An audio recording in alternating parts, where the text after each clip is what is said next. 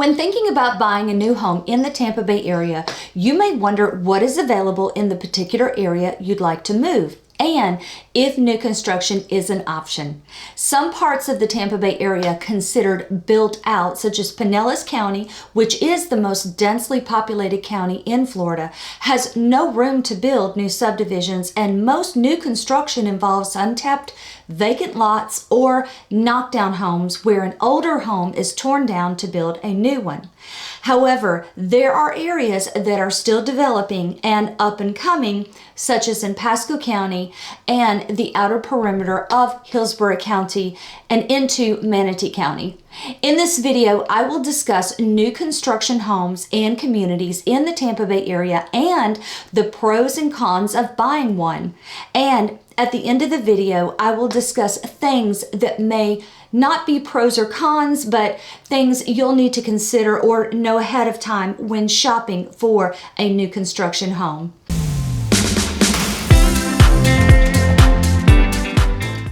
Welcome to Great Living in Tampa Bay, a channel dedicated to all things Tampa Bay and what it's like to live here.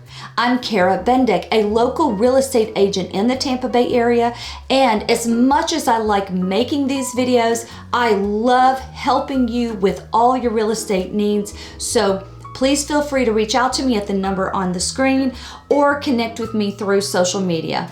Also, please be sure to subscribe to the channel and click the like button and notification bell so you never miss an episode. So the first pro about buying a new construction home is that it's new.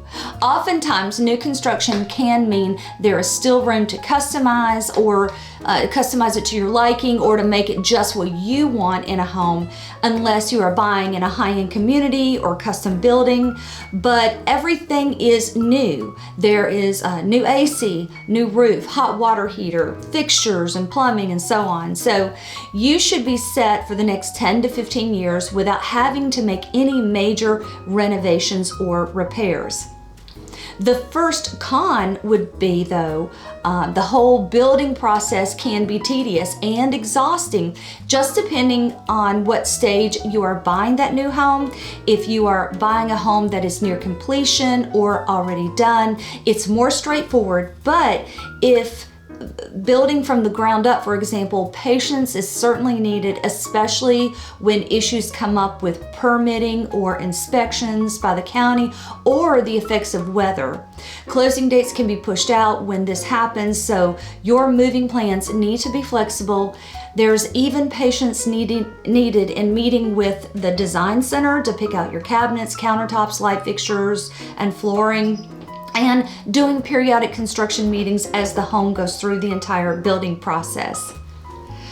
Now, the second pro in buying new construction versus a resale involves the inspections and repairs. When buying a resale home from an individual, there is an inspection period that every buyer goes through, and sometimes repairs are requested that the seller, who may or may not want to address unless they are major issues with the home. The pro of buying new construction is that there is a blue tape walkthrough at the end, and what that walkthrough means is that you take that blue tape, that blue painter's tape, and you go through the home and you look for imperfections and mark with the tape those areas that you request the builder takes care of before closing. So for example, you may see scratches or marks on the drywall, or maybe a cabinet is not closing properly. You would take a piece of that blue tape in that area and request that the builder takes care of that before closing. In a resale situation, those items are not, if they're not something a seller may want to address or take care of before closing, you'll end up having to do that by yourself after buying the home. Now, moving on to the second con, when you buy a new construction home, you are buying at the high end of the price range for the area, and that new construction price sets the market. Typically, you will pay a higher price per square foot compared to a resale. However, this leads us to the third pro of buying new construction. The third pro is that if you purchase one of the first homes in the community, as the subdivision gets built out. The prices tend to shoot up, and the last ones built and sold will be more than the first ones. It can take 3 to 4 years to completely build in a new community. And so normal price appreciation will cause the last one sold to be naturally higher priced. Now, the third con of buying new construction is the lot, which tends to be very small, like under 1/4 of an acre, with some being as small as 0.13 or 0.14 of an acre. And that's the trade-off to people moving into the Tampa Bay area who want a larger lot, such as a ½ acre or an acre or more. Homes with these lot sizes are typically older homes or resales or custom-built homes if you are looking for new construction when you buy your lot and then build on it. So the new construction communities design their communities to fit as many houses as they possibly can. But if you buy a corner lot or one that backs up to a conservation area or pond, that can make it feel a lot larger and with more privacy.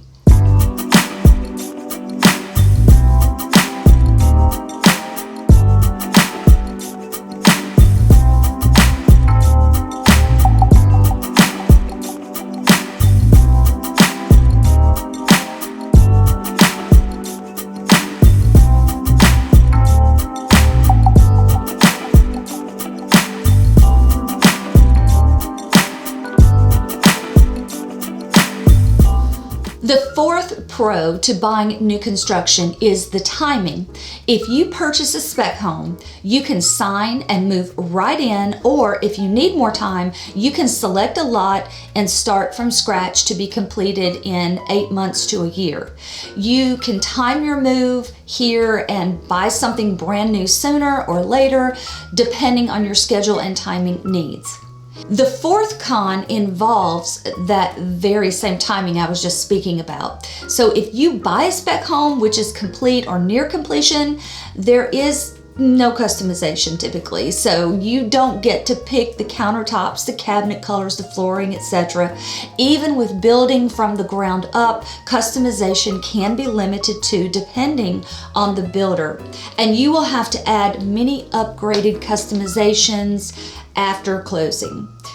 Customized new builds are built for individuals on their own private lot, whereas the new builds in a community have a limited set selection of color and flooring, countertops, all of that. So some builders offer design centers to discuss customization options that they offer, and others stick to a limited preset design that cannot be changed. Now, the fifth pro of buying a new build is the perks, such as a 10-year warranty on the structure and the manufacturer warranties or the appliances and HVAC units, for example.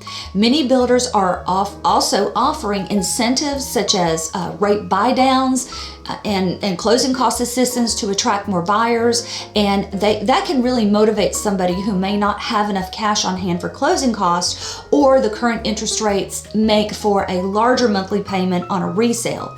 So yes, individual sellers can offer closing cost assistance and or rate buy downs, but finding a seller who will work with those terms will be the challenge, since it eats into their profits at closing. And lastly, the fifth con to buying new construction in the Tampa Bay area can be the location and distance from other activities or your job. I will discuss more in detail next on the things to consider, but if your work is in Pinellas County or near downtown Tampa, for example, your commute may be a longer one. Also, if you want to live near water or the beaches, that will also be a further commute with up to an hour, hour and a half away.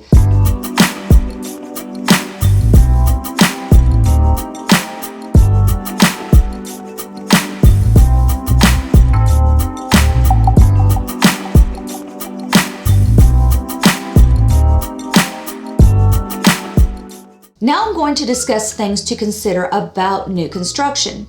Things that are not necessarily a pro or a con, but information you will want to be aware of beforehand. If you see a new build home offered on a website like Zillow that seems to be a great lower price, Ask an agent about the truthfulness of this home site, because sometimes after looking at the prices in the area, I find that that price seems very out of line with the market, and the truth is the price doesn't include the lot or the upgrades, or it's a builder looking to get your information. So just be aware of that. Also, absolutely call an agent. Some people believe that if they contact the builder directly, they will get the paperwork and the job done, but the truth is that that builder representative has the builder's best interest in mind and not necessarily yours. Some people also think that by not bringing in their own buyer's agent, that they get a better price without having a buyer's agent commission involved. But however, that is not true.